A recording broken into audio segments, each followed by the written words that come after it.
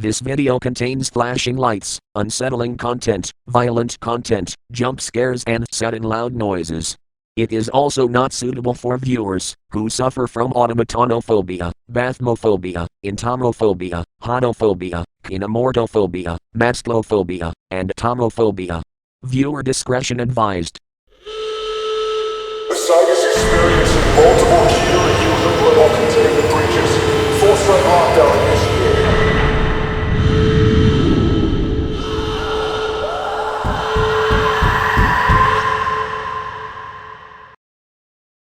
The SCP Foundation is a secret organization of scientists who are devoted to collecting and containing all the supernatural objects and creatures in the world for the sake of protecting the rest of mankind from them. SCP stands for Special Containment Procedures, and their unofficial motto is Secure, Contain, Protect. Items contained by SCP are classified as one of the following. Safe. Items which can be reliably and safely contained and can be handled safely with the proper procedures. Euclid. Unpredictable and harder to contain than safe objects. And Keter. They require extensive and precise containment procedures. Most Keter items also pose an enormous threat to humanity.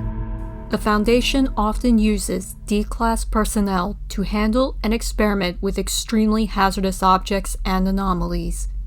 These people tend to be prison inmates convicted of violent crimes, especially those on death row. In times of duress, the Foundation will even use political prisoners, refugee populations, and ordinary civilians as alternative sources of D-Class personnel.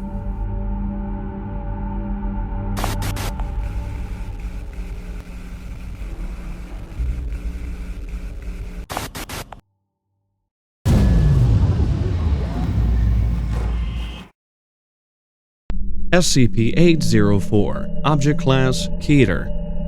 SCP-804 is the remains of an art installation titled World Without Man. Revealed on the 18th of May 2009 by the defunct artist group Onelmat Paramasta Malamasta. According to the documentation retrieved and deleted from the artist's website during cleanup procedure, it was originally a large clear globe of the Earth, with several smaller globes and video equipment within. Promotional material on the website implied that the globe was to display images of pastoral wilderness untouched by mankind, contrasted with visuals of abandoned human industry and decaying landmarks. Upon activation, before a small audience of prominent environmental activists and artists from the nearby community of 804 began to display its destructive properties. We can only speculate if the device's output was intentional or not, as those involved in this construction perished during the incident or have gone into hiding. While the globes within 804 rotate, all man-made artifacts within approximately 100 meters begin to rapidly deteriorate until completely disintegrated.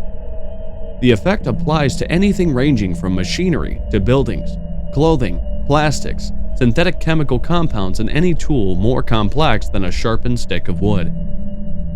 The area of effect grows the longer the device is active, with the effect growing ever stronger at its source. Human tissue is also affected at a slower rate of decay, causing victims to become emaciated as they lose body mass, leading up to collapse of the skeleton and death, with the body swiftly breaking down into component matter shortly thereafter. Non-human life is completely unaffected. Persons who escape the area of effect experience symptoms similar to prolonged starvation, but can return to full health with proper care. If not for the fact that it is not entirely immune to its own effect, 804 would have had the potential to remove all trace of humanity from the globe in a matter of weeks. Judging from the observed rate of destruction upon original activation versus its current capabilities under testing, SCP-804's capabilities have been impaired by the damage it caused to itself. However, sustained use still presents an extreme threat, especially if the device is somehow refined or repaired. Due to the circumstances in which SCP-804 was secured, it is strongly believed that the device also possesses some form of mental compulsion on those who view it. but testing is still ongoing to determine if that property has also been compromised by the decay of 804 and how it might be contained. Until such time as SCP-804 is found to be without any memetic effect, it remains in its original location at the former site of Alaska, where exposure to the elements prevents its reactivation. A camouflage tarp is maintained over SCP-804.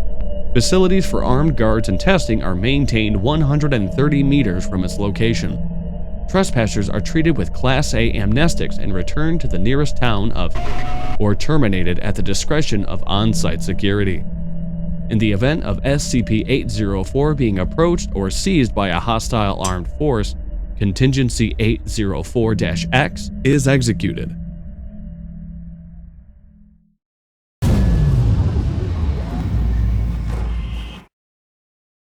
SCP-2998 Object Class Euclid. SCP-2998 is an electrical magnetic signal with a constant frequency of 2,485 MHz. The signal seems to lack a single point of origin, rather with a power of 1.86 MW, which in combination with the large coverage area suggests that multiple in size. The signal was believed initially to be an anomalous but innocuous white noise present at that frequency. Minor variances suggested the presence of some other information within the signal, but no means to decode it were developed until 2011, and more complete methods of determining its full content have been developed since. The signal was found to contain a digital video transmission with a monaural track.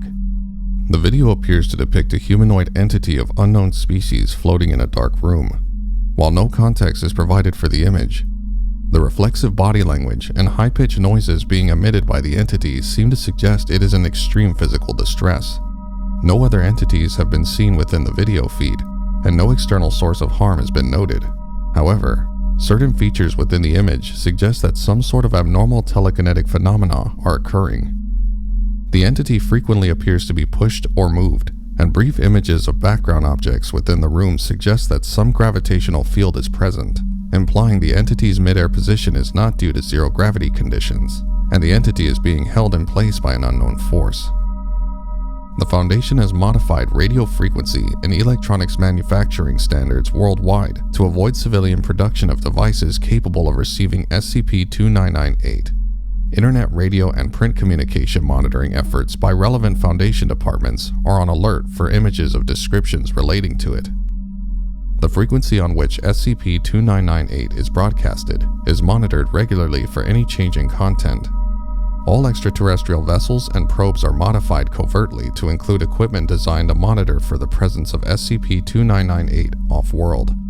Research to determine the source of it and the background behind its content is to continue as a Class 2 priority effort.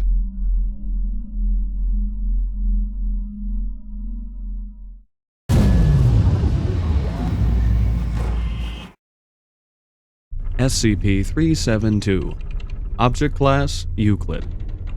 SCP-372 is a creature of unknown species, approximately 2 meters long from head to tail and weighing approximately 45 kilograms. It has a long, thin body with 8 pairs of narrow limbs. Analysis has shown that its muscle fibers are elastic in nature, allowing for extremely fast and precise movements. Every part of the body is abnormally flexible, and the limbs are coated with small fibers that cling to almost any solid surface. In place of eyes or ears, it has a proboscis-like appendage, with teeth lining the interior of it. The sensory organ is capable not only of echolocation, but also of detecting energy transfers, such as the electrical impulses in the brains of nearby beings. SCP-372 has learned to time its movements to those pulses, predicting the movements of any being around it. It uses this technique to hide, either by hiding behind the head of a person looking for it, or by hiding in their blind spots and moving during eye movement. While SCP-372 is not considered hostile, if enough people are in the same room as it, it'll inhibit its ability to hide as efficiently, leading it to an agitated state. 372 will proceed to attack and slash open the irises of any nearby subject, until it can finally find a valuable blind spot. SCP-372 is contained in a cell lined with reinforced plexiglass. Embedded into each of the 4 walls of the cell is an infrared motion detector. Feeding takes place once every 2 weeks, consisting of 1 kilogram of red meat and uncooked vegetables. All guards working near 372's cell wears helmets with cameras mounted in the forehead, with live feeds to the nearest guard station. In the event of a containment breach, an alert is sounded that all personnel should watch for any brief flickering movements in the corner of their eyes, and to report immediately if one is sighted. SCP-372 first came to the attention of the Foundation on 4th June 2010, when an undercover agent working at reported seeing a creature that resembled the described hallucinations of one of the patients. After thorough investigation, SCP-372 was captured via, and it was determined that it had, for unknown reasons, been tormenting the unfortunate patient. It had confused him by periodically following him and remaining within sight of him while hiding outside the visual fields to those around him, making him believe that he was hallucinating a monster no one else could see.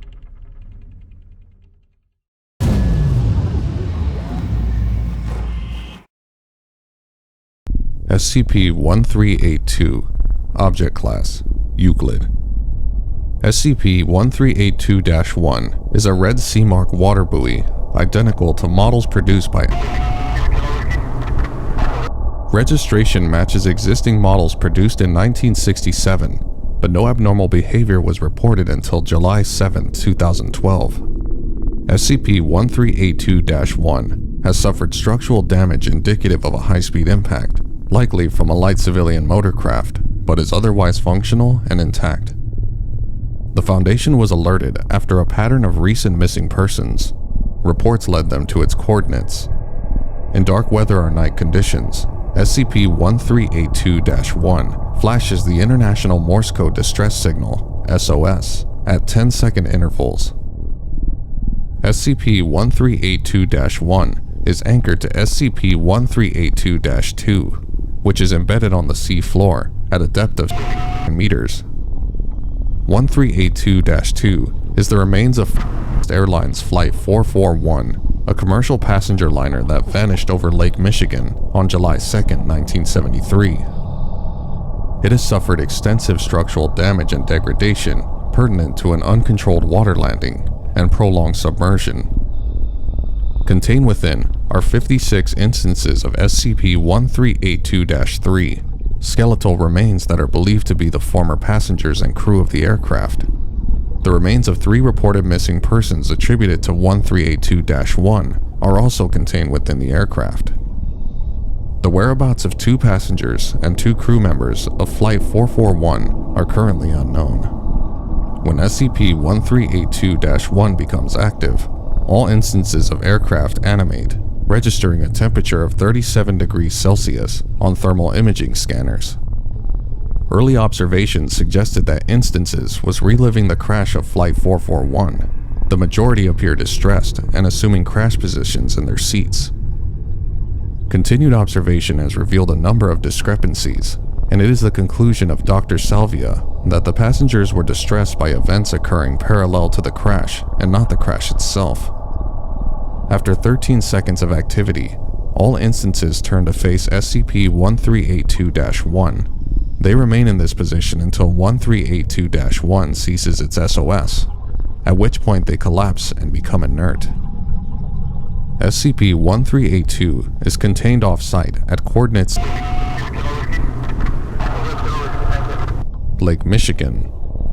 SCP-C* is to remain on permanent assignment 1 kilometer from SCP-1382, posing as a Michigan Shipwreck Research Associates vessel, SS Lobster Trap. Foundation operatives embedded in local Coast Guard services are to redirect air and sea traffic away from the containment site. Any civilian traffic that approaches SCP-1382 is to be detained, interrogated, and administered Class B anesthetics, pending results of said interrogation.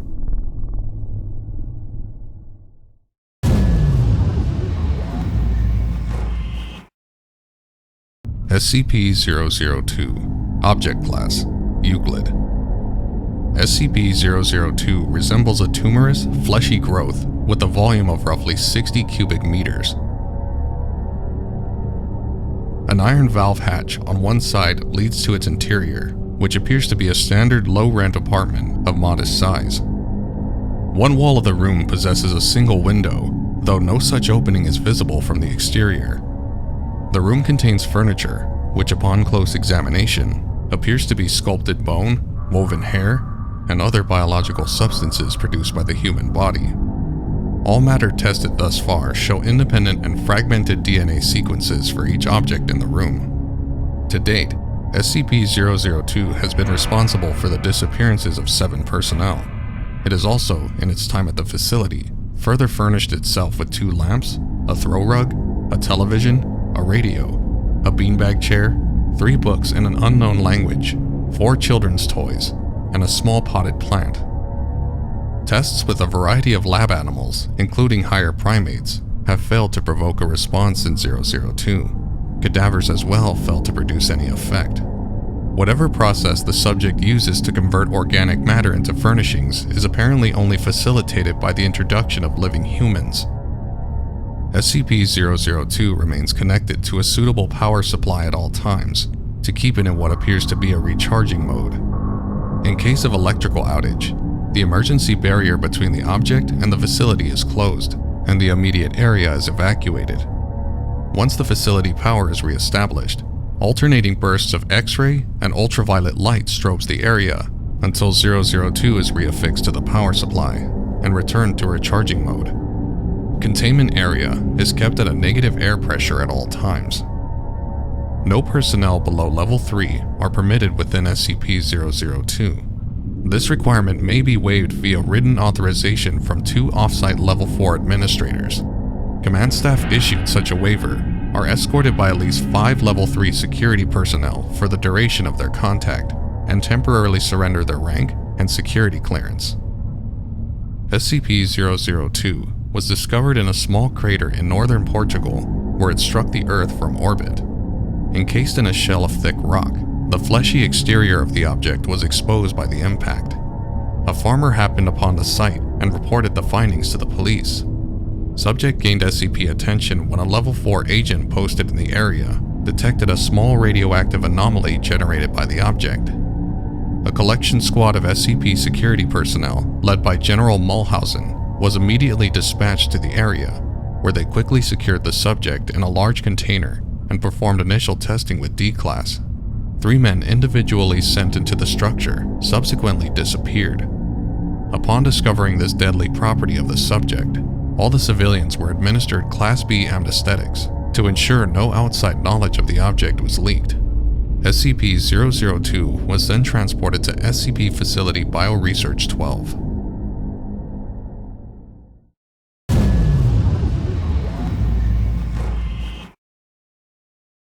SCP-1981 Object Class Safe.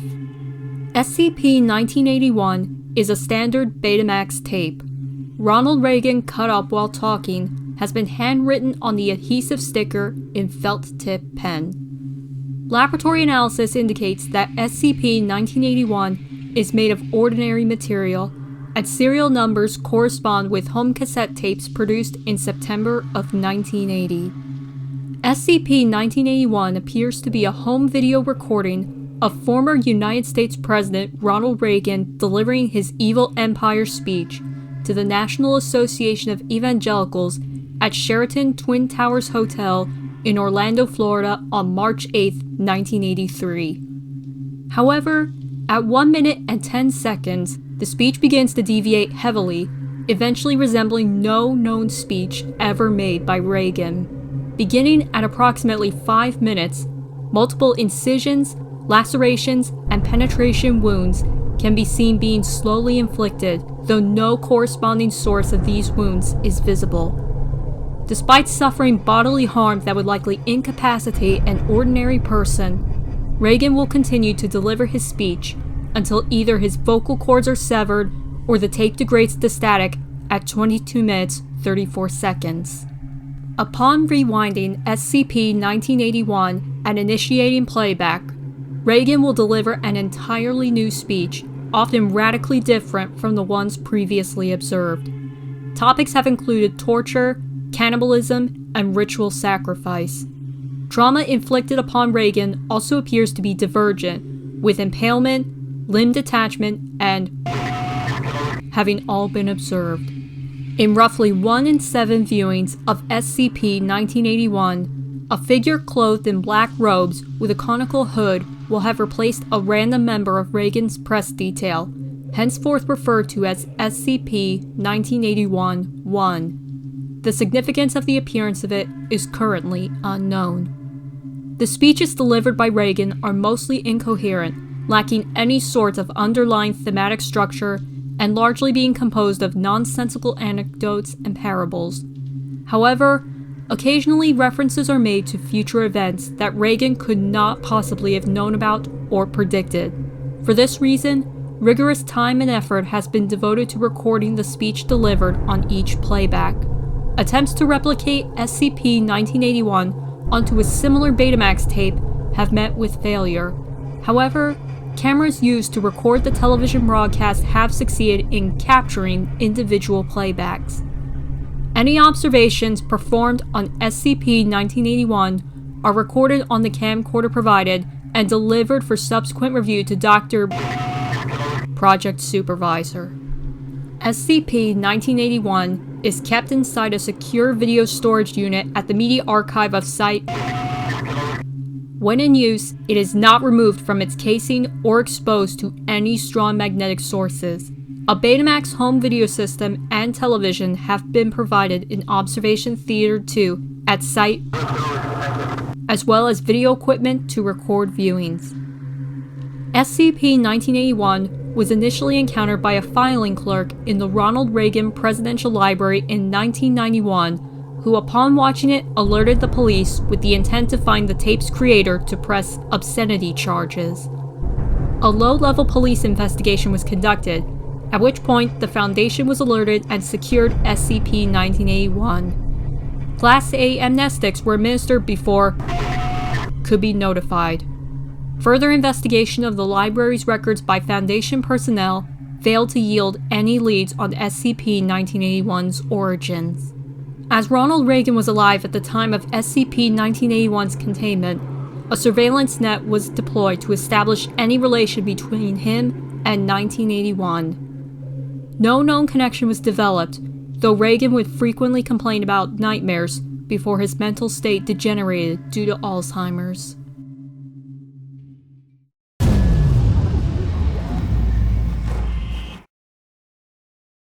SCP-895. Object Class Euclid.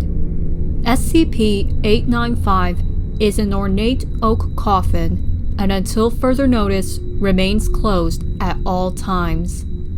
895 causes disruptions in video and photographic surveillance equipment within 50 meters, similar to vivid, disturbing hallucinations with variable duration and regularity corresponding to the camera's proximity to it. Within a range of 5 meters, footage captured can cause severe psychological trauma and hysteria in most subjects. These disruptions do not extend to observers physically present within the area. SCP-895 is sealed, closed, and stored in an isolated underground containment cell at a depth of approximately 100 meters. No cameras, microphones, or other surveillance equipment are brought within the 10-meter red zone radius without express permission from at least 2 Level 3 personnel. Any on-site personnel exhibiting unusual behavior or signs of psychological trauma are screened immediately and removed from the site. Following incident and the loss of 3 personnel, the red zone of SCP-895 has been extended from 5 meters to 10 meters, and security personnel shifts have been reduced to 4 hours as a precaution. SCP-895 was recovered from the mortuary by SCP personnel on 8 September 2010, following reports of unusual footage captured by surveillance equipment installed at the location. When questioned, mortuary staff were unable to determine the source of 895 and how it was transported to the location. Upon attempting to open it, agents on location found the object empty. However, observers viewing the live camera feed were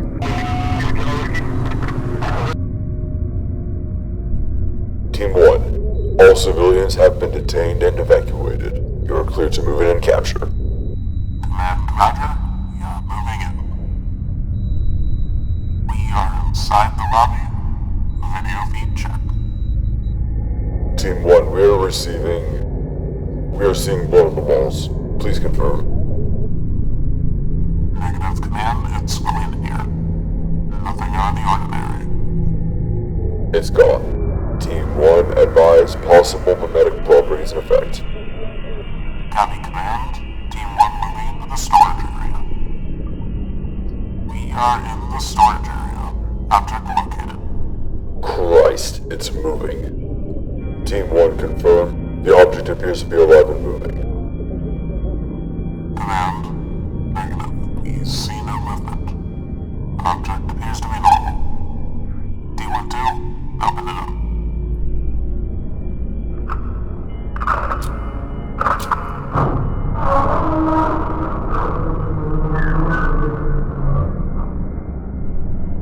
It's empty.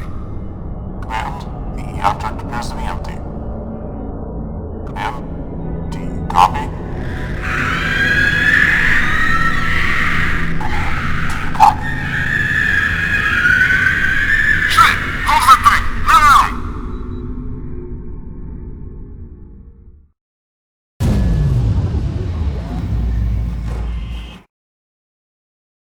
SCP-173 Object Class Euclid. SCP-173 is a statue constructed from concrete and rebar, with traces of Krylon brand spray paint over the body.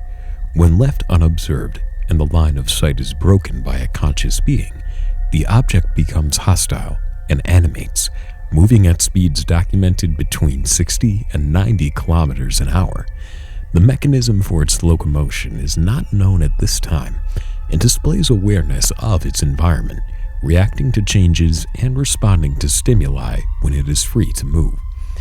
It is unknown if SCP-173 is intelligent or sapient. However, the statue is extremely hostile and will attempt to kill any human that enters its container chamber if left unobserved. The sculpture is capable of manipulating the steel rebar to attack its victims, where it will attempt to snap the neck at the base of the skull, or, more rarely, strangle the victim to death.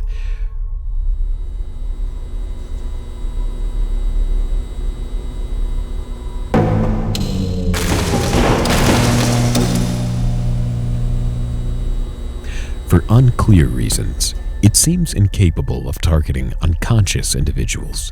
In the event of an attack, personnel observe Class 4 hazardous object containment procedures. Personnel have reported sounds of scraping stone originating from within the container when no one is present inside. This is considered normal, and any change in this behavior should be reported to the acting HCML supervisor on duty. Periodically, a reddish-brown substance will surround its body and any nearby recording material over the course of several hours. DNA testing has been inconclusive, with various results revealing it to be old paint, an unknown species of blood, and human feces. Several researchers have hypothesized that it does this, so more people can get close to it. SCP-173 is kept in a large standard containment chamber constructed with reinforced concrete and sealed with a heavy blast door in Site-19. Windows are installed above the floor of its containment chamber, adjoined with an observation room with steel shutters to maintain eye contact with 173 before and during testing. 173's chamber is cleaned on a bi-weekly basis, with no less than 3 personnel assigned, as the door is relocked behind them. Personnel in the chamber warn one another before blinking. 2 personnel maintain direct eye contact with SCP-173 until all personnel have vacated the chamber and the door is relocked. SCP-173 was discovered at an artist's warehouse where it was then transferred to Site-19 in 1993.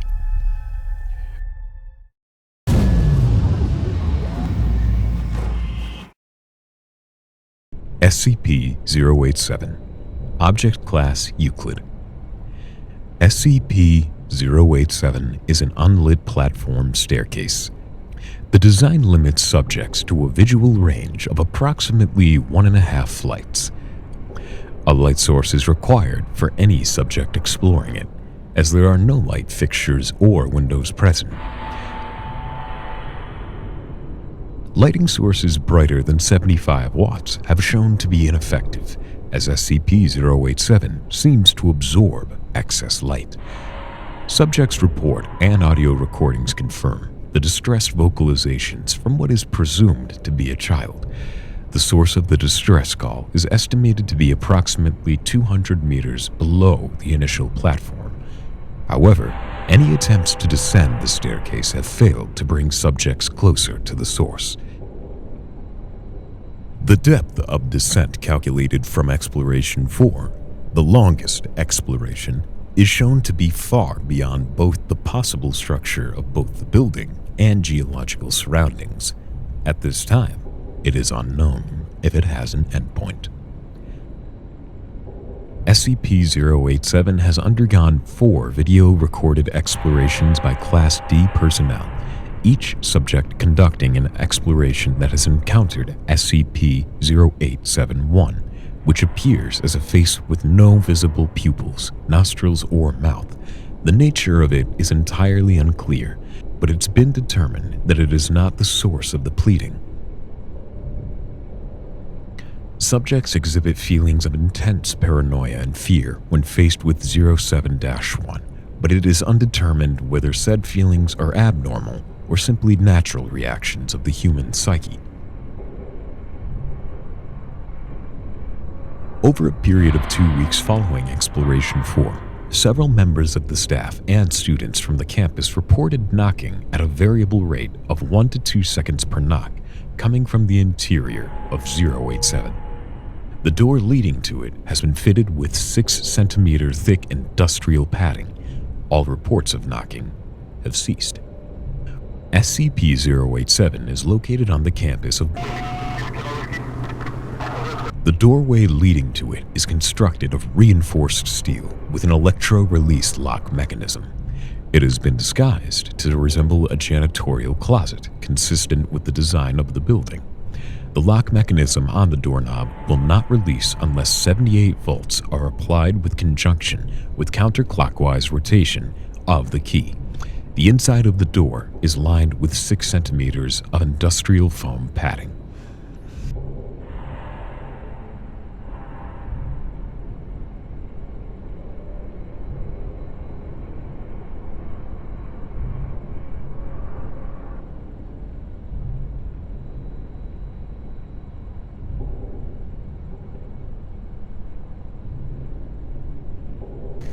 It's fucking dark down here.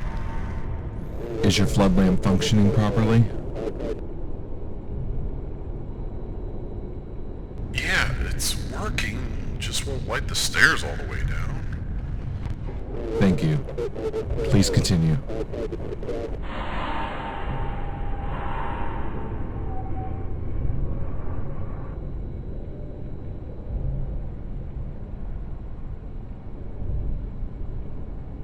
Reason for stopping? You hear that? There's a fucking kid down there. It sounds like one. Could you please describe the sound? It's young. Either female or a very young boy. It's crying and sobbing and saying, "Please help. Please." Yeah, it keeps repeating that and crying. Can you estimate its distance from your current location? Shit, I don't know, maybe 500 feet down? Please continue down to the next flight.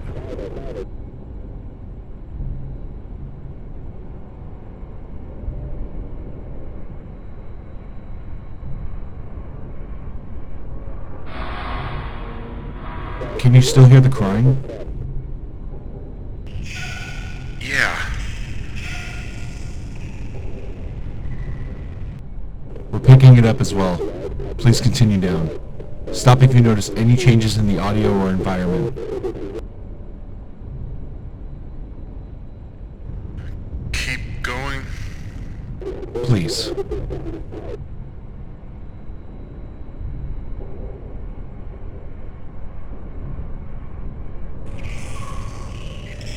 I'm not getting any closer to the kid.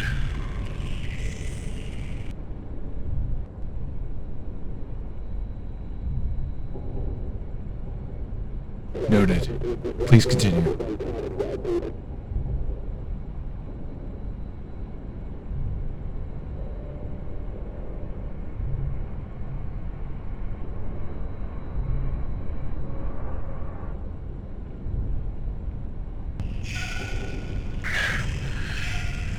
I'm feeling a little uneasy here. You spent a long time in a dark, unknown stairwell. It's natural. Please continue.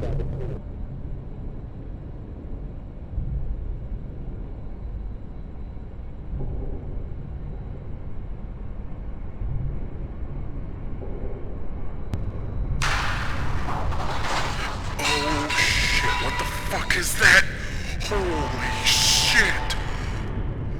Can you please describe what you see?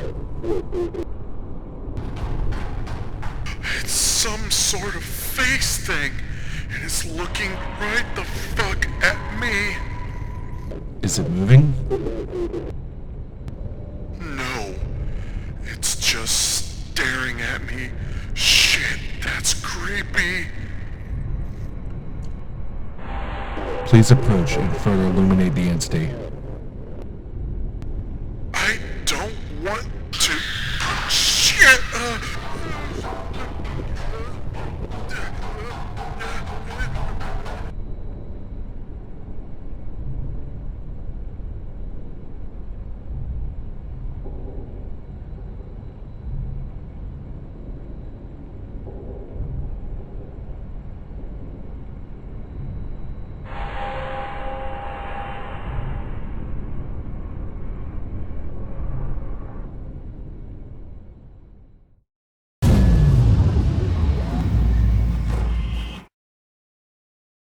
SCP-012 Object Class Euclid. SCP-012 is a piece of handwritten musical score entitled On Mount Golgotha, part of a larger set of sheet music appearing to be incomplete. The red-black ink, first thought to be some form of fairy or natural dye ink, was later found to be human blood from multiple subjects. When viewed by any sentient person directly, it will trigger a mind-altering cognitohazardous effect response in the subject, with them claiming that SCP-012 is incomplete and that they must finish the composition. Eventually, subjects will end up mangling and tearing themselves apart, usually by biting or clawing at any of their extremities, with some even ripping off small limbs like fingers or toes. If a subject is restrained and removed from the area, they will still suffer heavy psychological trauma, with many claiming that they can hear the notes around them. Those subjects who managed to finish a section of the piece immediately took their own life, declaring the piece to be impossible to complete. Attempts to perform the music have resulted in a disagreeable cacophony, with each instrumental part having no correlation or harmony with the other instruments. SCP-012 is kept in a darkened room at all times in Site-19. It is encased in an iron-shielded box, suspended from the ceiling with a minimum clearance of 8 feet from the floor, walls, and any openings. If the object is exposed to light or seen by personnel, they are immediately placed under health screening and immediate physical testing. SCP-012 was first discovered and retrieved by archaeologist K.M. Sandoval during the excavation of a northern Italian tomb that was destroyed in a storm.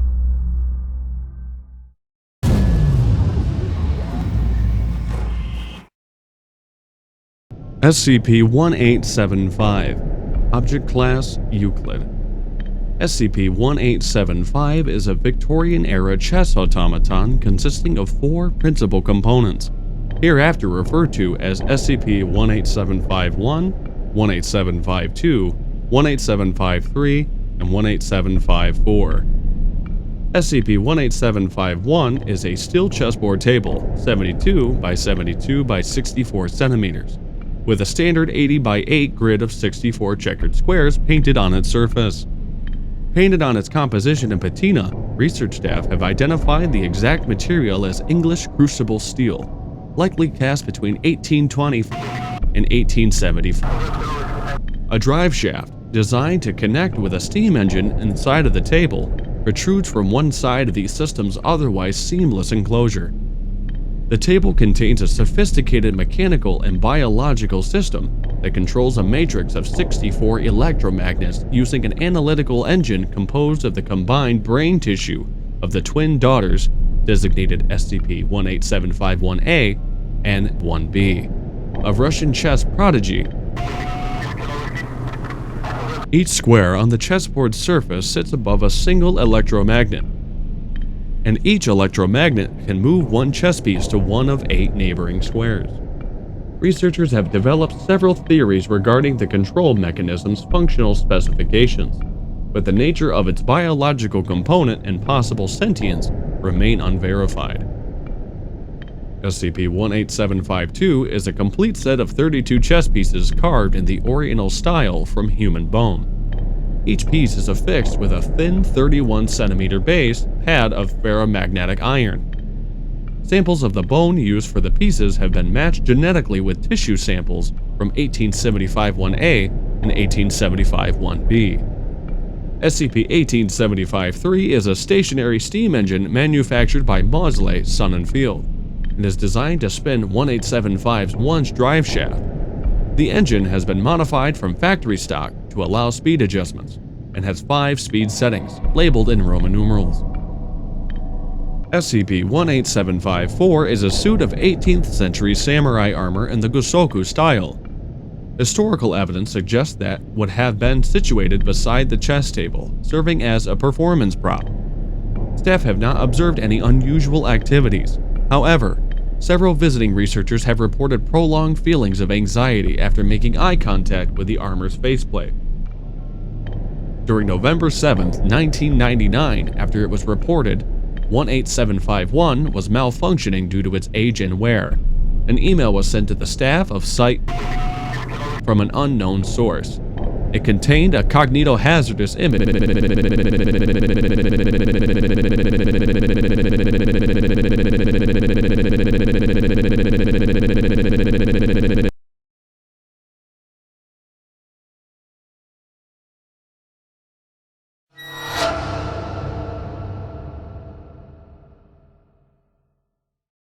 of what is to assume to be 1875-1A and 1875-1B. 7 staff members saw this image and exhibited heavily advanced signs of paranoid schizophrenia before Foundation web crawlers were able to remove the image. SCP-1875 should never come within transmission range of any wireless data network. The machine's container is enclosed by a Faraday cage and has a fully mechanical locking mechanism. The holding site's full-time staff includes at least 2 network security experts, 1 armed security guard, and 1 child psychology specialist.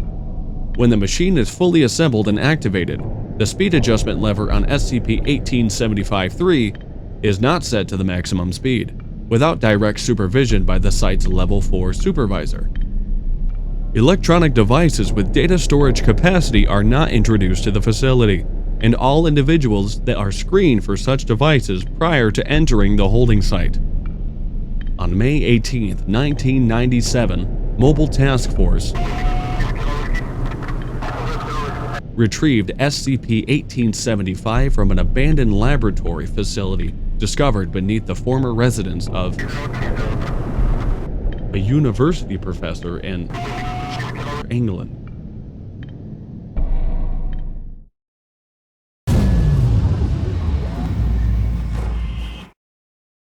SCP-049, Object Class: Euclid. SCP-049 is a humanoid entity roughly 1.9 meters in height, which bears the appearance of a medieval plague doctor. While it appears to be wearing thick robes and a ceramic mask indicative of that profession, the garments instead seem to have grown out of its body over time, and are now nearly indistinguishable from whatever form is beneath them. X-rays indicate that despite this, it does have a humanoid skeletal structure beneath its outer layer. SCP-049 is capable of speech in a variety of languages, though tends to prefer English or medieval French. While it is generally cordial and cooperative with the Foundation's staff, it can become especially irritated or at times outright aggressive if it feels that it is in the presence of what it calls the pestilence. Although the exact nature of this pestilence is currently unknown to Foundation researchers, it does seem to be an issue of immense concern to it. SCP-049 will become hostile with individuals it sees as being affected by the pestilence, often having to be restrained should it encounter such. If left unchecked, it will generally attempt to kill any such individual. 049 is capable of causing all biological functions of an organism to cease through direct skin contact. How this occurs is currently unknown, and autopsies of its victims have invariably been inconclusive. SCP-049 has expressed frustration or remorse after these killings, indicating that they have done little to kill the pestilence, though usually seek to then perform a crude surgery on the corpse, using the implements contained within a doctor's bag it carries on its person at all times. While these surgeries are not always successful, they often result in the creation of instances of SCP-049-2. These instances are reanimated corpses that have been operated on by 049. They do not seem to retain any of their prior memories. They can become extremely aggressive if provoked, or if directed by 049. The instances express active biological functions, though these are vastly different from currently understood human physiology. Despite these alterations, 049 often remarks that the subjects have been cured.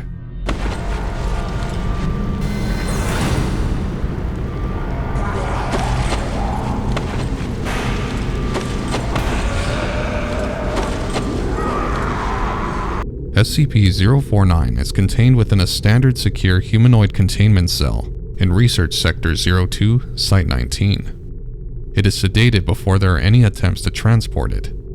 During transport, it is secured with a Class 3 humanoid restriction harness and is monitored by no fewer than 2 armed guards. While SCP-049 is generally cooperative with most Foundation personnel, outbursts or sudden changes in behavior are met with elevated force. Under no circumstances personnel come into direct contact with 049 during these outbursts. In the event that it becomes aggressive, the application of lavender has been shown to produce a calming effect on the entity. Once calmed, 049 generally becomes compliant and will return to containment with little resistance. In order to facilitate the ongoing containment, the entity is provided with the corpse of a recently deceased animal, typically a bovine or other large mammal, once every 2 weeks for study. Corpses that become instances of SCP-049-2 are removed from 049's containment cell and are incinerated. 049 is no longer permitted to interact with human subjects, and requests for human subjects are denied. SCP-049 was discovered during the investigation of a series of unknown disappearances in the town of Montauban in southern France. During a raid on a local home, investigators found several instances of SCP-049-2, as well as 049. While law enforcement personnel engaged hostile 049-2 instances, 049 was noted as watching the engagement and taking notes in its journal. After all the instances were dispatched, it willingly entered Foundation custody. Alors, pour commencer, une introduction. Is that French? Can we get a translator for... The King's English. No need for translation, sir. I can speak it well enough. Good. My name is Dr. Raymond Ham, and I... A doctor. A like-minded individual, no doubt. Wherein is your specialty, sir? Cryptobiology. Why... A medical man. such as myself. Wonders abound. And here I'd worried I'd been abducted by common street thugs. This place, then. This is your laboratory. I had wondered, as clean as it is, and with such little trace of the pestilence. The pestilence? What do you mean? The scourge. The great dying. Come now. You know. What is it they call it? No matter. The pestilence. Yes. It abounds outside these walls, you know. So many have succumbed, and many more will continue to, until such time as a perfect cure can be developed. Fortunately, I am very close. It is my duty in life to rid the world of it, you see. The cure to end all cures. When you say the great dying, are you talking about the bubonic plague? I don't know what that is. Right, well, the entities our agents encountered at the house, they were dead when you encountered them, correct? And you reanimated them. In a manner of speaking, you see things too simply, Doctor. Expand your horizons. Life and death, sickness and health. These are amateur terms for amateur physicians. There is only one ailment that exists in the world of men, and that is the pestilence, and nothing else. Make no mistake, they were very ill. All of them. You think you cured those people? Indeed. My cure is most effective. The things we recovered were not human. Yes. Well, it is not a perfect cure, but that will come with time and further experimentation. I've spent a lifetime developing my methods, Doctor, and I will spend a lifetime more if necessary. Now we have wasted too much time. There is work to do. I will require a laboratory of my own, one where I can continue my research unimpeded. And assistance, of course, though I can provide those on my own, in time. I don't think our organization will be willing to... Nonsense. We are all men of science. Show me to my quarters, Doctor. Our work begins now.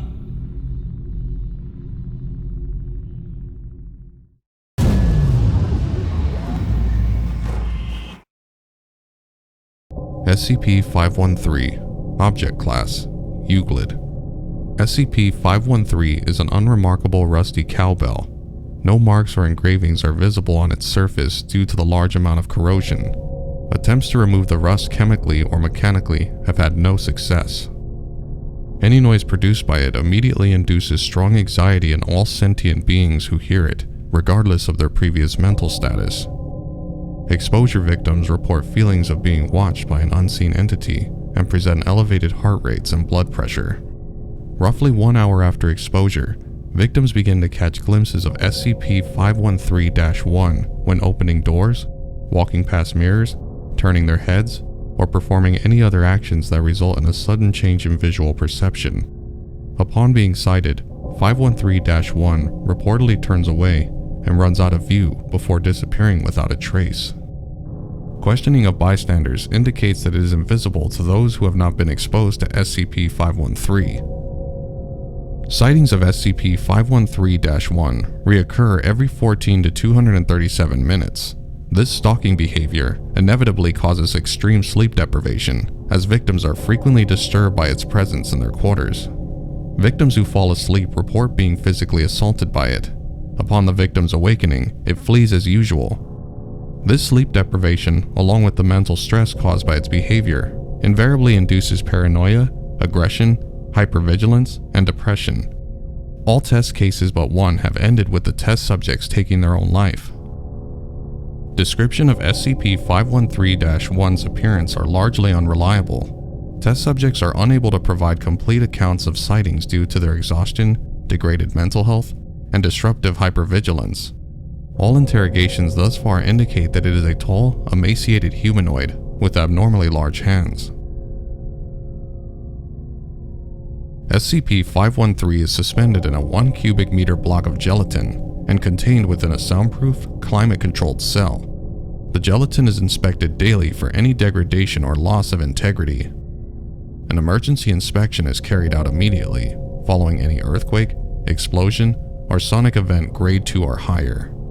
Personnel performing the inspection wear earplugs and active noise-canceling earmuffs at all times while inside its cell. If the gelatin cubes show any signs of degradation, SCP-513 is immediately removed and suspended with the replacement cube by a team of surgically deafened Class D personnel. No other personnel enters the cell during this procedure. SCP-513 was recovered by Agent while carrying out Containment Reestablishment Procedure MU at Site.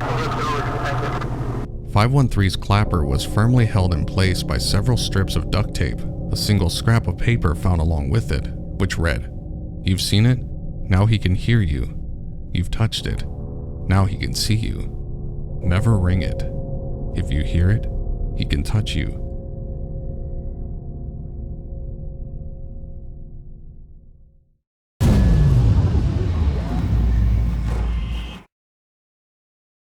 SCP-342, Object Class, Euclid. SCP-342 normally takes the form of a mass transit ticket for the closest form of mass transportation to its current location. At the moment, it takes the form of a train ticket departing from station. When held by a sentient person for any length of time, it will eventually change form into a transit ticket for a form of transportation its holder desires to use. This transformation always takes place when not being directly or indirectly observed. No recordings of 342 changing form exist at this time. SCP-342 is indistinguishable from any valid transit ticket and may be used as such.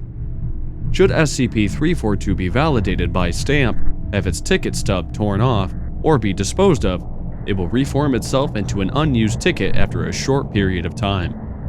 SCP Foundation personnel should be on site to recover 342 after the conclusion of any field experiments. Anyone who uses 342 to board a vehicle is unable to exit said vehicle by any means. Once the vehicle ends its route and ceases movement, the user will disappear from this reality. Users report a mounting feeling of dread prior to boarding the vehicle, which increases during the course of the journey, and culminates in panic-inducing terror shortly before disappearance. Specific phenomena often resemble acute paranoid schizophrenia and include a perception of increased darkness of the sky outside the vehicle, auditory hallucinations, most frequently misperception of normal announcements by drivers and passengers, normal objects such as other passengers and non-threatening items suddenly taking a threatening tone or appearance, an almost pathological fear of the drivers, conductors, other transit staff, strange occurrences completely preventing the rider from getting off of the vehicle, the absolute knowledge that it is impossible to get off, inability to perceive other passengers exiting and entering the vehicle. Users report that other passengers appear to simply appear and vanish from their seats, and, in some cases, cannot perceive that a passenger has exited the vehicle, continuing to see them in their seats. Inability to hear or perceive attempts to calm or reason with them.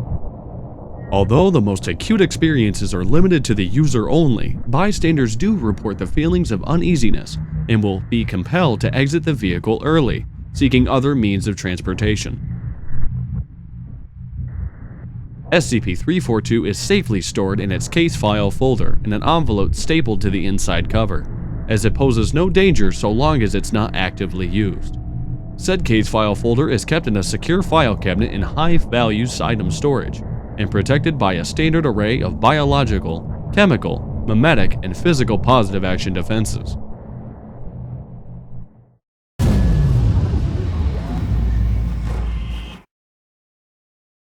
SCP-439, Object Class, Euclid. SCP-439 is an insect of unknown origin, somewhat resembling a grayish, semi-translucent common earwig, approximately 2.5 centimeters in length. Originally located and obtained in mainland China in the province, no other specimen has been found as of yet. SCP-439 is relatively harmless when encountered on safe terms. Aside from the ability to deliver a firm, painful pinch with its abdominal forceps, the true hazard this creature poses lies in its habitat construction and reproduction, which is initiated when 439 enters the mouth of a sleeping human. This will only occur with humans. Other lifeforms have been presented to 439 and have been uniformly rejected. Upon location of a suitable host, 439 will hide itself in the immediate vicinity and wait until the victim has fallen asleep. Upon entering the mouth of a new host, SCP-439 will travel down the trachea and take up residence in one of the victim's lungs. Approximately 4 to 8 hours after awakening, the host will complain of chest pains and shortness of breath, followed shortly by abdominal cramping. The tightness in the chest will increase as well as a fever until the host is incapacitated.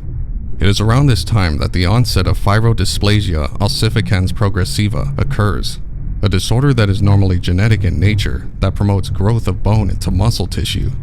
Since the production of new bone growth is so rapid, the procedure is also quite painful for the subject, the new bone spurs occasionally protruding through the flesh. While this is happening, the host will become compelled to seek shelter in a darkened, enclosed space, such as inside household cabinetry, closets, or heating ductwork. Within the first 3 days without treatment, the host will become completely withdrawn and immobile due to the extreme pain of the new bone growth, coupled with difficulty breathing. At this point, the subject's body will begin the final stage of transformation into a bone hive. Having concealed itself in its new home, the body of the host will huddle in a fetal position. Entire portions of the skeletal structure will shift until the host body is roughly spherical in nature and is reduced to 3/4 its original size. New bone protrusions will continue to grow and, if possible, anchor the body permanently to its new location. The skeletal structure is almost completely unrecognizable, having been converted to a round cage to protect the internal organs and colony. At this point, the transformation is complete. The original queen that entered the host will have produced 20 to 30,000 offspring that function as workers, drones, and warriors in a typical insect hive hierarchy. Since only the queen is capable of reproduction, the rest of the hive's inhabitants are fortunately harmless, save for large, strong abdominal forceps of the warriors. The interior of the original host is nearly unrecognizable as a human body. Certain organs are removed and used as food, while others are modified by the worker insects to serve as egg incubation chambers. An ingenious method exists of using the host's own digestive system to process pieces of organic materials collected by the warriors into a nutritive slurry that feeds both the colony and sustains the host hive structure. After 4 to 6 months, a new queen will emerge from within the ranks and choose a drone to mate with. At this point, the colony will destroy itself by rupturing the digestive tract of the host, upon which a majority of the insects die. Workers and drones are unfit to survive outside the host hive, and warriors will abandon the site, wandering away, their tasks complete. No food will be consumed by warriors that isn't nutritive slurry produced by the hive of origin. The new queen will venture out, fertilized, to search for her own new hive. Incredibly, the trauma of evacuation is not what finally causes biological activity to cease in the hive, but starvation. In a particularly disturbing development, DrClef performed a range of experiments to determine the extent of damage to the host body after it has finished the transformation into a hive. While it had been previously discovered in autopsy that portions of the brain are hollowed out to serve as food, others are left intact, presumably to regulate what body functions continue. During the last round of experimentation, the doctor took the opportunity to examine a hive at close range shortly after transformation. While the eyes are eventually reached and used as food source, at the point she performed her examination, they were still intact. Opening the eyelids and examining them with a flashlight discovered the host's eyes followed the beam. Experimentation was terminated, and no further testing is scheduled. SCP-439 is kept at Armed Research Site 45, hazardous life forms wing, in a sealed, locked 10-gallon Type G containment unit with connected oxygen supply. It is fed through feeding tube 16A with approved nutritive substance XF. Handling is available to Level 2 personnel or higher.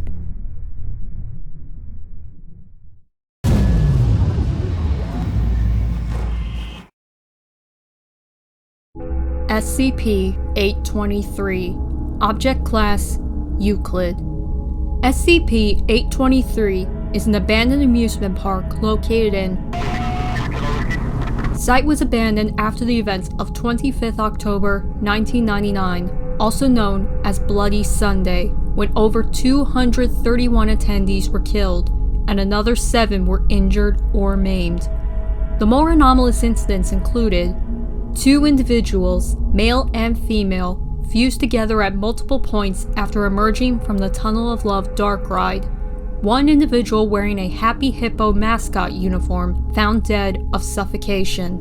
Mouth, trachea, and lungs were discovered to be filled with a fibrous substance later determined to be identical to the stuffing in said mascot uniform. 15 individuals recovered from the Thriller Chiller roller coaster, all decapitated by blunt force.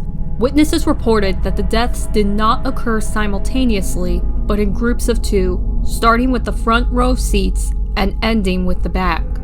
Forensic analysis indicates that each set of deaths corresponded to a loop or turn in the roller coaster's tracks. 1 individual recovered from under the Thriller Chiller roller coaster, dead of broken neck and massive cranial trauma caused by a 50-foot fall from an inverted position. Individual was seated at the back of said roller coaster and somehow managed to extricate self from the ride safety harness halfway through the ride. And 1 individual found dismembered inside the House of Mirrors attraction. Left arm was found 16 feet to the north from the torso. Left leg was found inverted and attached to the ceiling by sinews. Right leg was found in the possession of Subject 79, partially consumed. To date, no trace of right arm has been found. Following said event, Foundation Mobile Task Force Row 71 was sent into the site to assess the situation and carry out containment procedures. They were not successful in determining the cause or location of the deaths due to the casualties inflicted on team members. Following the deaths of 50% of the Mobile Task Force personnel, on-site supervisor ordered an immediate mission abort. Containment protocol was switched from retrieval to on-site securement. Standard media blackout procedures were carried out. SCP-823 is secured by no fewer than 6 on-site personnel until such time as decontamination protocols can be established and the artifact in question neutralized. Personnel respect a 20-meter safe zone around the currently established red zone at all costs. Any individual, civilian or not, who enters the established red zone is terminated immediately by sniper fire. Should music or piping be heard emanating from within the red zone, Foundation personnel on site immediately don protective earplugs and withdraw from their positions to a 2-kilometer perimeter beyond the currently established yellow zone and inform Foundation scientific personnel immediately. Following the realignment event, Foundation science personnel survey the area and determine the boundaries of the new red and yellow zones using procedure 823-1 Alpha.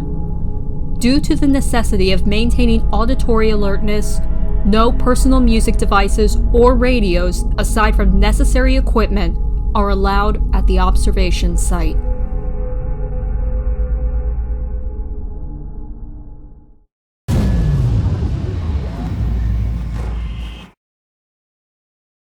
SCP-035 Object Class Keter. SCP-035 appears to be a white porcelain comedy mask, although at times it will change to tragedy. In these events, all existing visual records, such as photographs, video footage, even illustrations of it, automatically change to reflect its new appearance. A highly corrosive and dangerous viscous liquid constantly seeps from the eye and mouth holes of 035. Anything coming into contact with this substance slowly decays over a period of time. until it is decayed completely into a pool of the original contaminant. Glass seems to react the slowest to the effects of the item, hence the construction choice of its immediate container. Living organisms that come into contact with the substance react much the same way, with no chance of recovery. Origin of the liquid is unknown, being only visible from the front, and does not emerge, or is even visible from the other side. Subjects within 5 to 6 feet of SCP-035, or in visual contact with it, experience a strong urge to put it on. When placed on the face of an individual, an alternate brainwave pattern of 035 overlaps that of the original host, effectively snuffing it out and causing brain death to the subject. Subject then claims to be the consciousness contained within it.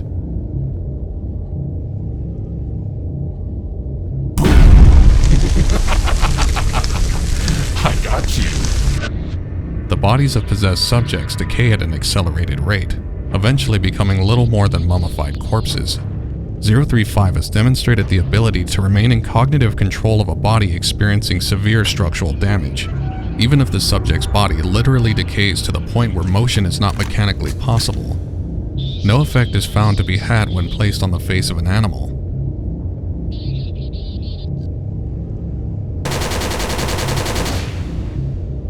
Conversations with 035 have proven to be informative.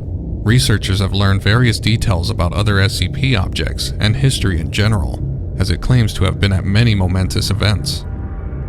It displays a highly intelligent and charismatic personality, being both amiable and flattering to all who speak with it. It is scored in the 99th percentile of all intelligence and aptitude tests administered to it, and appears to have a photographic memory.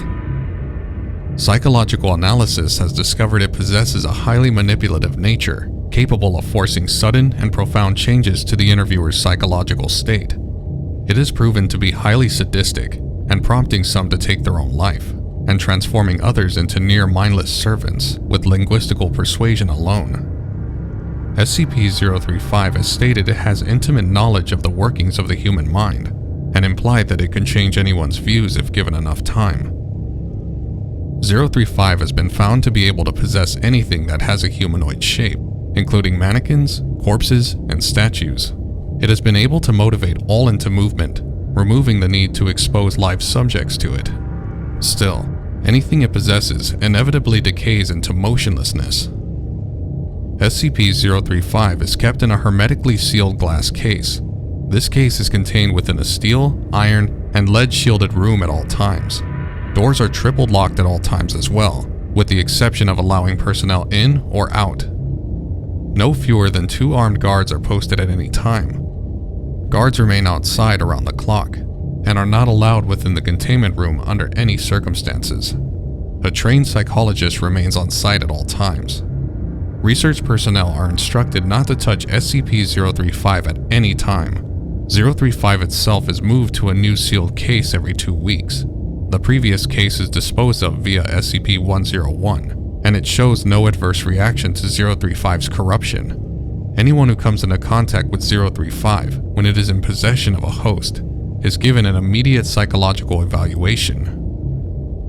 SCP-035 was found in a sealed crypt in an abandoned house in Venice in 1873.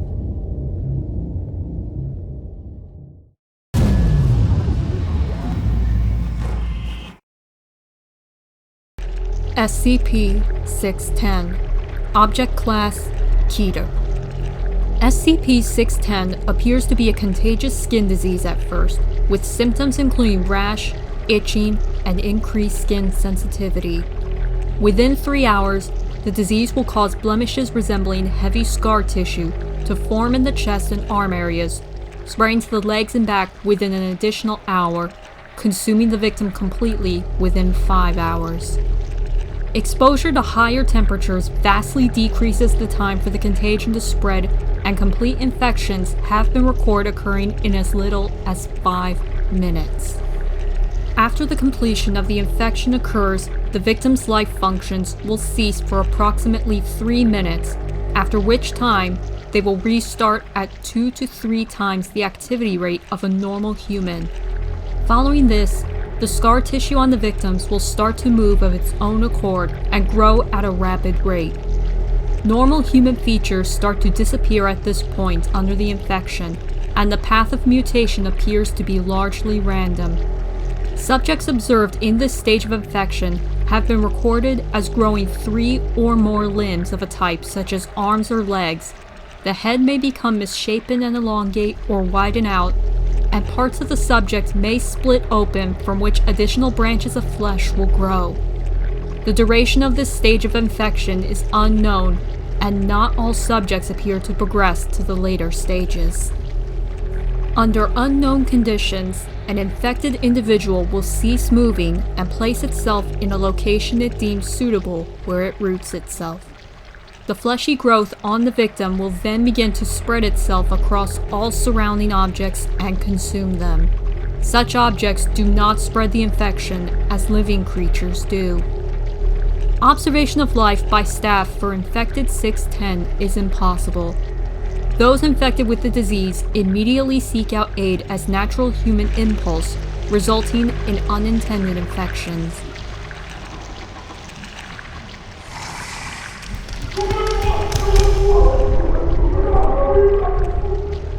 Those infected past the scar tissue phase aggressively attempt to infect anyone approaching them within an undefined area.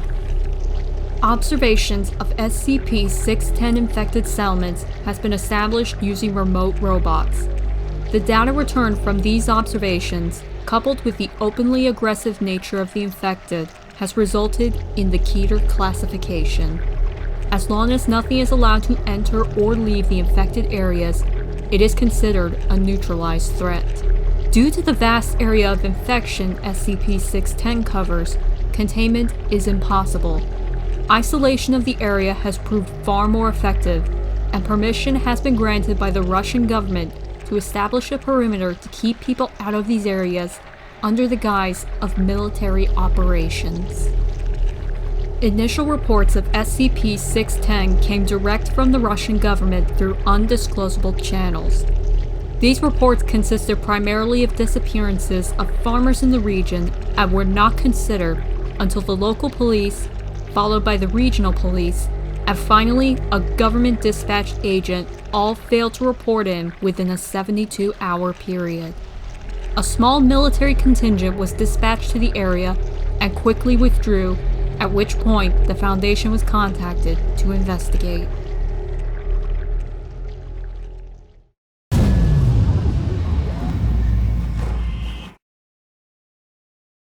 SCP-1048 Object Class Keter.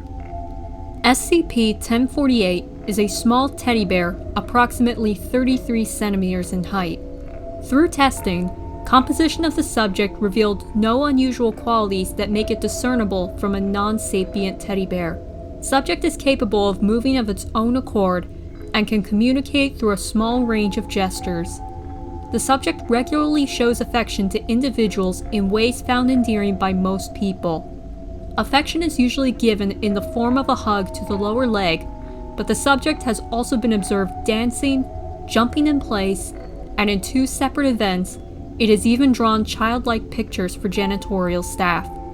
All Foundation personnel that have interacted with the subject have responded positively to its affection, even D-Class with normally sociopathic tendencies. Attempts at direct communication with SCP-1048 have not been considered successful. Though it is capable of simple gestures to indicate a yes or no answer, it will often not react to lines of questioning concerning its nature or where it originated from. It is not known if this is because 1048 simply does not know the answers, or because it does not want to answer. Though capable of drawing pictures, it has not used its art as a form of communication beyond showing affection, even when encouraged to do so. The more anomalous behavior of SCP-1048 was not observed until approximately 7 months after it was originally secured. It is hypothesized that the subject is able to construct crude replicas of itself using various materials by a process that has yet to be observed directly by Foundation staff. Dr. Carver has suggested that it uses its endearing qualities to lull those around it into a false sense of security, allowing it to collect materials to produce these creations. Currently, there are 3 known creations of SCP-1048, designated 1048-A, 1048-B, and 1048-C. The nature of these creations has been in stark contrast to its general behavior, as all have exhibited extreme violence towards humans. On 11th October 2002, SCP-1048-A was discovered wandering Site-24, accompanied by SCP-1048. Subject resembles a teddy bear similar in size and shape to 1048, but is made entirely out of human ears. Witnesses interviewed reported that it appeared 1048 was giving a tour of Site-24 to 1048-A. Dr. Carver was called to the scene, along with a security team. The security team arrived first and attempted to contain 1048-A. Subject emitted a high-pitched shriek that inflicted intense pain in the eyes and ears of everyone in a 10-meter radius. Ear-like growths immediately began growing on those within 5 meters of the subject, covering their bodies in less than 20 seconds. Every person afflicted with this symptom died within 3 minutes, resulting in the death of 34 personnel, including the entire security team. Autopsies revealed the cause of death to be asphyxiation, caused by an abundance of ear-like growths manifesting in the mouths and tracheae of all victims. 1048 and 1048-A fled the scene before Dr. Carver arrived. Both SCPs have not been contained since the incident, though sightings of them have been reported on multiple occasions. Shortly after this incident occurred, a researcher was discovered missing an ear. According to him, it was removed through unknown means while he was sleeping. No other victims of ear removal were found, so it is unclear if 1048 obtained more ears from another source or if it is capable of duplicating objects or materials. 1048-B was discovered by several Foundation staff members in the cafeteria of Site-24 on 12th November 2004. Subject's appearance was nearly identical to 1048, but it moved in an irregular, jerky manner. Witnesses reported that it appeared as if something was moving inside of it. Subject made no attempt to interact initially, until a burst in its seams revealed what appeared to be the hand and arm of a human infant poking out and grasping at the air. At the sight of this, a female researcher named screamed, and 1048-B reacted by emitting a high-pitched cry similar to that of a human infant. The subject then attempted to forcibly enter the uterus of the researcher, causing massive internal damage. In the ensuing chaos, a security team was forced to contain and incinerate both the researcher and SCP-1048-B. Approximately 3 hours after this incident, Dr. was found unconscious and bleeding in her office.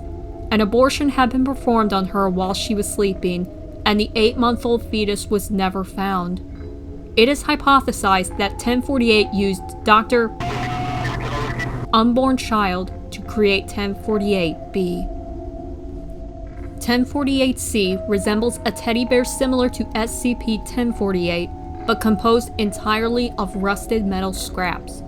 Subject was first sighted on 13th November 2004 by Dr. Carver in his office while writing up a report on the 1048-B incident. Subject fled the room when it noticed Dr. Carver observing it. In the attempted pursuit of 1048-C, Dr. Carver witnessed the death and maiming of 7 Foundation personnel as the subject exhibited extreme violence during its escape. 1048-C has not been encountered since this initial sighting, and it is unknown whether it still resides somewhere within Site-24. The whereabouts of SCP-1048 are currently unknown, though it is still believed to be somewhere in Site-24. Subject is to be secured for containment, but any creation of SCP-1048 should be destroyed on site, unless further evidence warrants less extreme actions.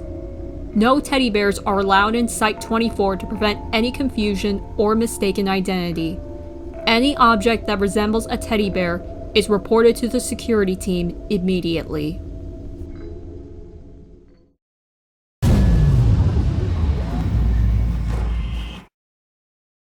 SCP-096. Object Class: Euclid. SCP-096 is a humanoid creature measuring approximately 2.3 meters in height. Subject shows very little muscle mass, with preliminary analysis of body mass suggesting mild malnutrition. Arms are grossly out of proportion, with the result of the subject's body with an approximate length of 1.5 meters each. Skin is mostly devoid of pigmentation, with no sign of any body hair. Its jaw can open to 4 times the norm of an average human. Other facial features remain similar, with the exception of the eyes, which are also devoid of pigmentation. It is not yet known whether 096 is blind or not. It shows no signs of any higher brain functions and is not considered to be sapient. SCP-096 is normally extremely docile, with pressure sensors inside its cell indicating it spends most of the day pacing by the eastern wall. However, when someone views its face, whether it be directly, via video recording, or even a photograph, it will enter a stage of considerable emotional distress. It will cover its face with its hands and begin screaming, crying, and babbling incoherently. Approximately 1 to 2 minutes after the first viewing, it will begin running to the person who viewed its face, designated as SCP-096-1.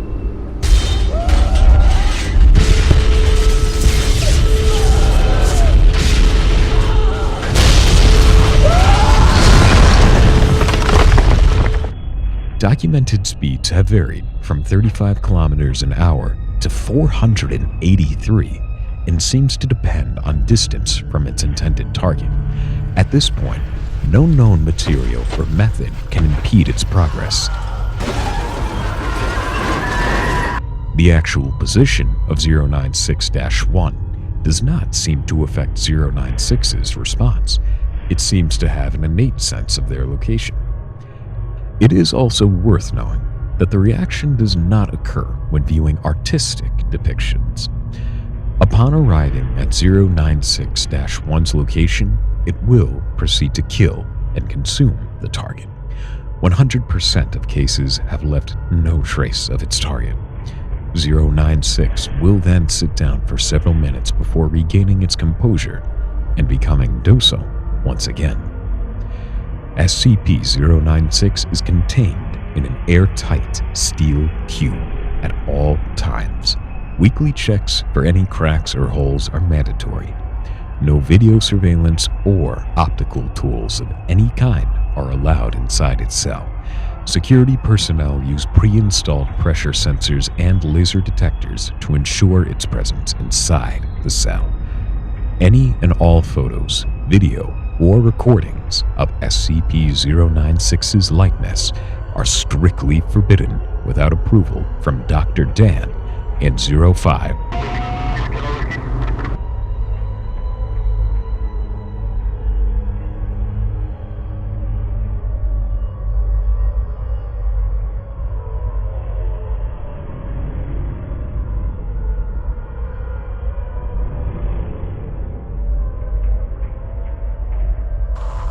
It stopped. What now? Do you feel fine? No sickness? Anything? My ears hurt. That should be expected. Now, on your left should be a steel container. Open it, and there will be a manila folder holding several photographs. Open it, and describe the first photograph, please.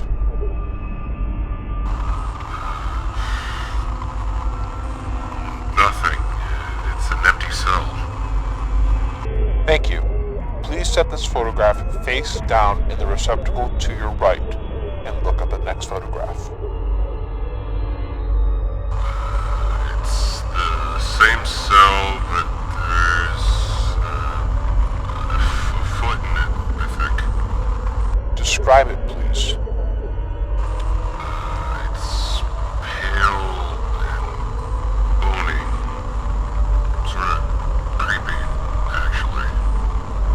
Place the photograph in the receptacle face down and look at the next one. Oh, shit. Describe the photograph. It's, I don't know.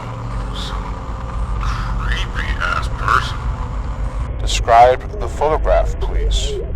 Hell, he's pale, has white eyes, and something fucked up is happening with his mouth. What the hell is this thing?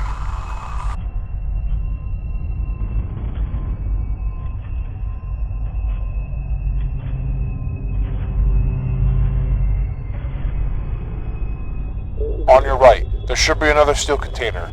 Open it. It's a pad of paper and a pencil. Yes. Please draw a sketch of the photograph you saw.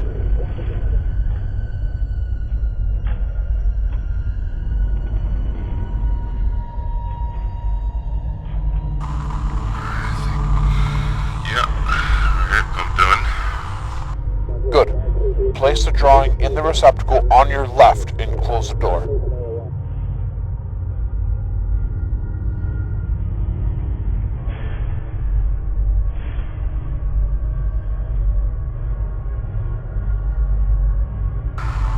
What now? Please, stand by.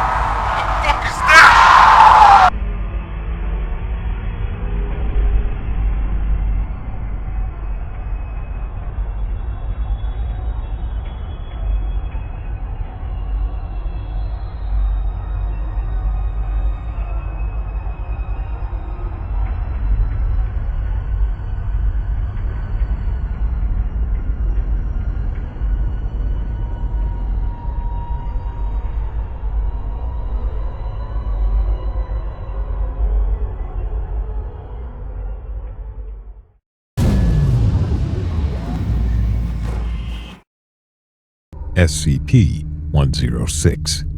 Object Class Keter. SCP-106 appears to be an elderly humanoid with the general appearance of advanced decomposition. This appearance may vary, but the rotting quality is observed in all forms.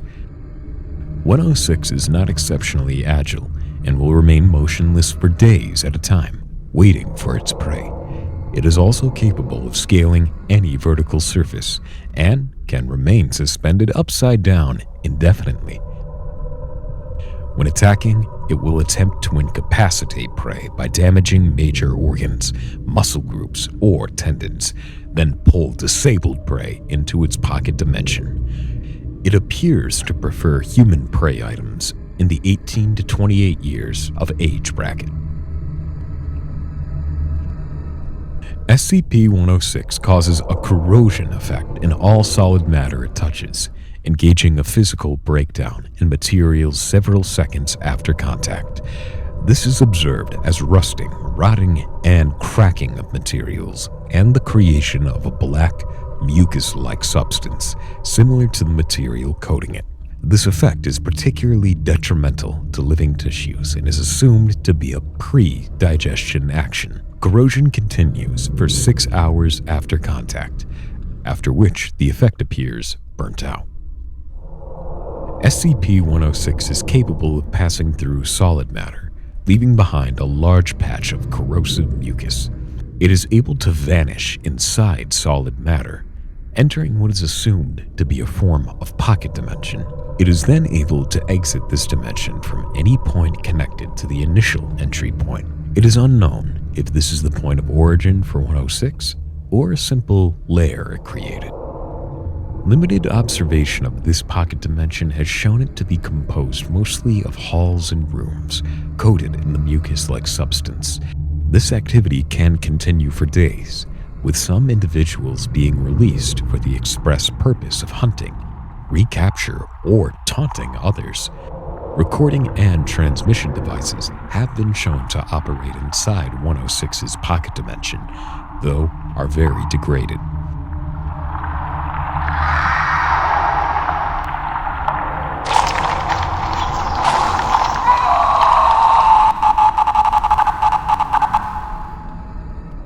It appears that it will play with captured prey and appears to have full control of time, space, and perception inside this dimension.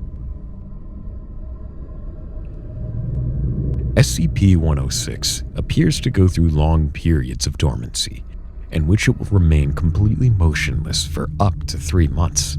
The cause for this is unknown. However, it has been shown that this appears to be a lulling tactic. 106 will emerge from this state in a very agitated state, and it will attack and cause gross damage to its containment cell and the site at large. It appears to hunt and attack prey based on desire, not hunger. It will attack and collect multiple prey items during a hunting behavior event, keeping many alive in the pocket dimension for extended periods of time. SCP-106 is kept within a sealed container, comprised of 16 layers of lead-lined steel, each separated by no less than 18 centimeters of open space, aside from minimal support struts. Said container is kept suspended by a continuous current system within a fluid medium. This medium is replaced in 48-hour cycles and constantly monitored for any corrosion intrusion. Any corrosion observed on any containment cell surfaces, staff members, or other site locations within 200 meters of 106 report to site security immediately. Any objects or personnel lost to SCP-106 are deemed missing or KIA. No recovery attempts are made under any circumstances.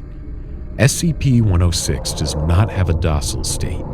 Any reduction in activity or increased compliance from 106 is deemed a luring tactic, immediately preceding any aggressive action, and treated as such.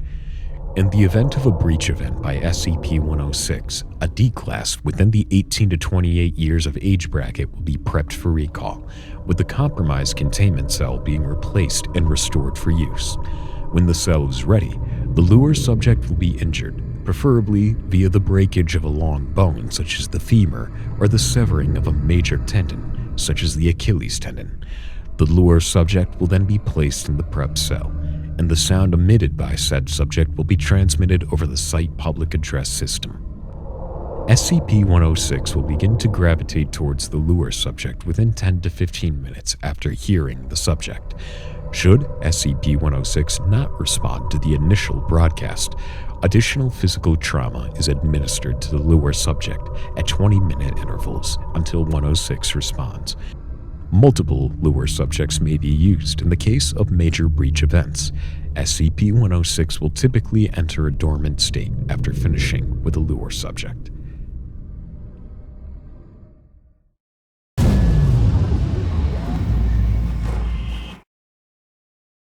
SCP-4666. Object Class Keter. SCP-4666 is currently believed to be a single, exceptionally long-lived humanoid entity of unknown origin. Survivors of Vice-knocked events typically describe SCP-4666 as a very tall elderly male of European descent, with an extremely emaciated appearance. The entity always appears completely naked, even when observed outdoors in freezing weather. Though the nature and extent of its anomalous properties remain uncertain, it appears capable of instantaneous or near instantaneous travel to any location north of 40 degrees N latitude, and possibly to any location on Earth. SCP-4666 activity occurs exclusively within a period of 12 consecutive nights every year, from the night of December 21st to the 22nd to the night of January 1st to the 2nd. This period is known as SCP-4666's active phase. During this phase, in what are termed Vice-knocked events, It will appear at dwellings in one or more multiple locations north of 40 degrees north latitude. In all known events, these dwellings have shared the following characteristics: isolated rural location, home to a family with at least one child under the age of 8, and situated in an area with snow cover lasting throughout the duration of the event. Weissnacht events consist of the following general progression.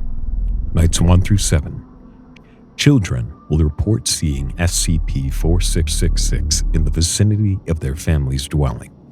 The entity will typically be observed watching the dwelling from a distance, such as from across a nearby field or from the edge of a neighborhood forest. In some cases, children will report waking up at night to find SCP-4666, watching them sleep through a window. Nights 8 through 11. Family members, including the parents, will report sounds of footsteps coming from the roof or the attic. An extremely unpleasant odor will also frequently be noticed inside the dwelling. No cause for these phenomena will be found. As a result, parents will often begin to suspect that their family is being stalked, or even that their dwelling might be haunted. Night 12. Over the course of the night, 1 or 2 scenarios will occur. The first and most common is that SCP-4666 will kill all members of the family, save for one child under the age of 8, whom it will abduct. It will inflict incapacitating injuries to family members while they are sleeping.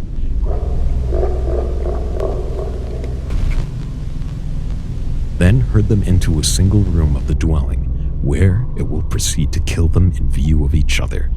The method of killing varies with the event and will typically be preceded by some form of torture, which appears to serve a ritualistic purpose. In the second scenario, which has occurred in roughly 15% of the known events, 4666 will not harm the family. Family members will report hearing footsteps inside their dwelling during the night, though no signs of forced entry will be found. In the morning, children will discover presents at the foot of their beds. These will consist of toys crudely crafted from the remains of human children, which are classified as 4666-A. The criteria, if any, by which SCP-4666 determines the outcome of a Weissnacht event are unknown. Web traffic and law enforcement channels worldwide are monitored for the evidence of SCP-4666's activity, and particularly for cases of stalking or reports of anomalous phenomena, including families with young children. Should a Weissnacht event be suspected to be in progress, the nearest containment task force is dispatched to find the containment of SCP-4666. Media coverage of family deaths attributed to SCP-4666 is suppressed or falsified to make said deaths appear as non-anomalous home invasions. Forensic evidence and SCP-4666-A instances collected by non-Foundation agencies are confiscated and witnesses amnesticized. SCP-4666's existence and ongoing activity were first detected in 1974 through the Foundation's newly implemented Anomalous Signature Recognition Program, when several highly similar home invasion incidents resulting in family deaths were found to have occurred throughout the Northern Hemisphere during the night of January 1st to January the 2nd. Extensive research into civilian and law enforcement archives worldwide eventually uncovered evidence of probable Weissnacht events for nearly every preceding year, going back to the late 18th century.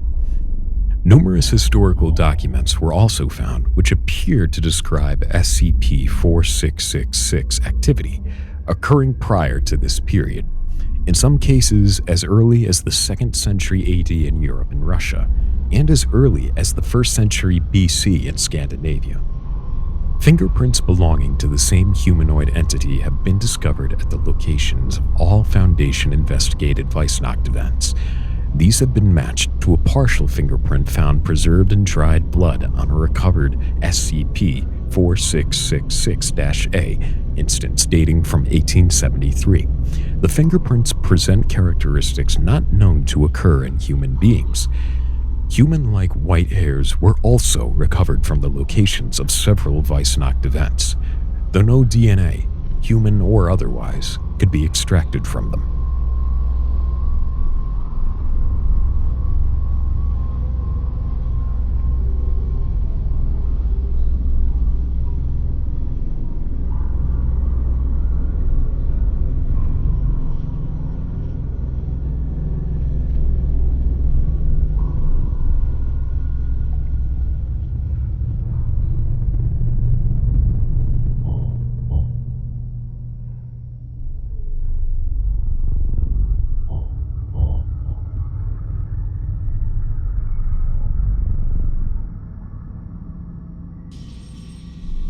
Hello, I'm Antoni.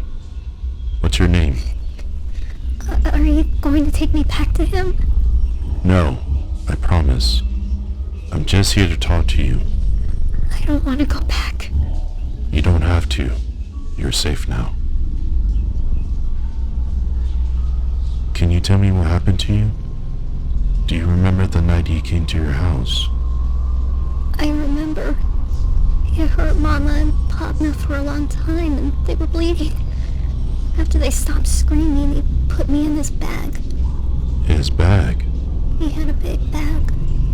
Other children were in them too. I think we go to other houses. I hear people screaming outside the bag all during the night. Each house he put another child in the bag. Then after the night, he takes us away. Where did he take you? Underground. Deep. Underground? You mean in a basement? Deep. Everything earth and mud and ice. Bones everywhere. Everything cold. I can't sleep because it's too cold. Were there lots of other children there with you? Lots of children. Lots of tunnels. Lots of holes, but I can't see all. I can't see the other. Too dark. My hole is with Sasha and Paul. We make the toys together. The toys? If you don't make the toys, you don't eat. Don't stop making the toys. Don't fall asleep, or he hurt you. He hurts you? How? He hit you, or he burn you, or he bite off your fingers, or he cook you in the fire in his room and eat you.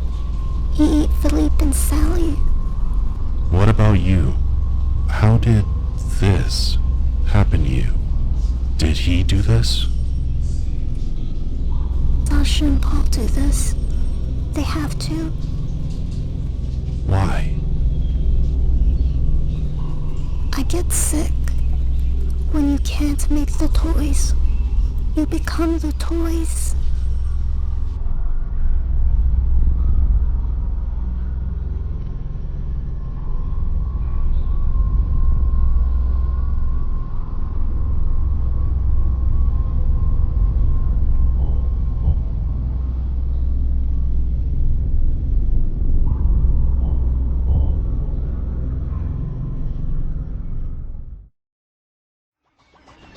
Thank you for watching.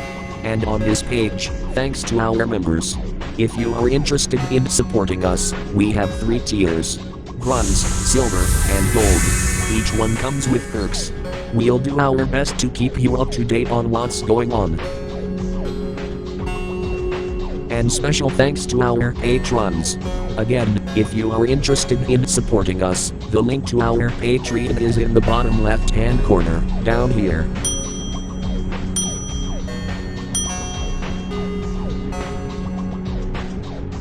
We also have a Discord link here, and a Ko-fi page.